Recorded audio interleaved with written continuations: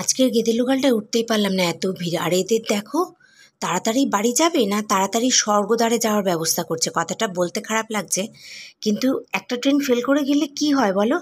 আজকে 10ই এপ্রিল 2024, সামনেই পয়লা বৈশাখ আসছে। গপু ভাইয়ের জন্য জামা নেব।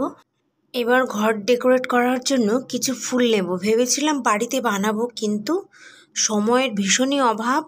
সময় হয়ে উঠবে না, ধৈর্য আছে কিন্তু সময় একেবারেই হাতে নেই। এখানে ফল ফুল গাছের প্রচুর কালেকশন আছে, মনে হচ্ছে সব নিয়ে নিই।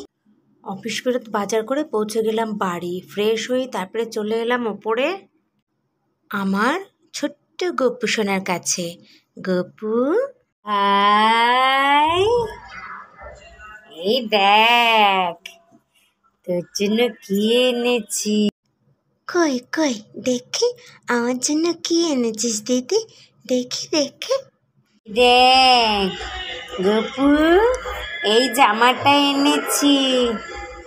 ও মা, কি সুন্দর জামা, আমি পরবো। এখন না ভাই, এটা পয়লা বৈশাখে পড়তে হয়। যাও, রাত হয়েছে, ঘুমাও গিয়ে, এখন পড়তে নেই। আচ্ছা, এটা পয়লা বৈশাখে পড়তে হয়, ঠিক আছে। আমি নতুন বছরে নতুন জামা পরবো। বন্ধু, তোমরা নতুন জামা কিনেছো? যদি না কিনে থাকো এক্ষুনি চলে যাও, আর তো বেশি সময় নেই। তো অনেক রাত হয়েছে, 11:30 বাজে। আমি এখন ছুতে যাই। আজকে ভিডিওটা কেমন লাগলো, আমার জামাটা কেমন লাগলো অবশ্যই কিন্তু জানাবে কমেন্ট করে। তা আমি যাচ্ছি, টাটা, গুড নাইট।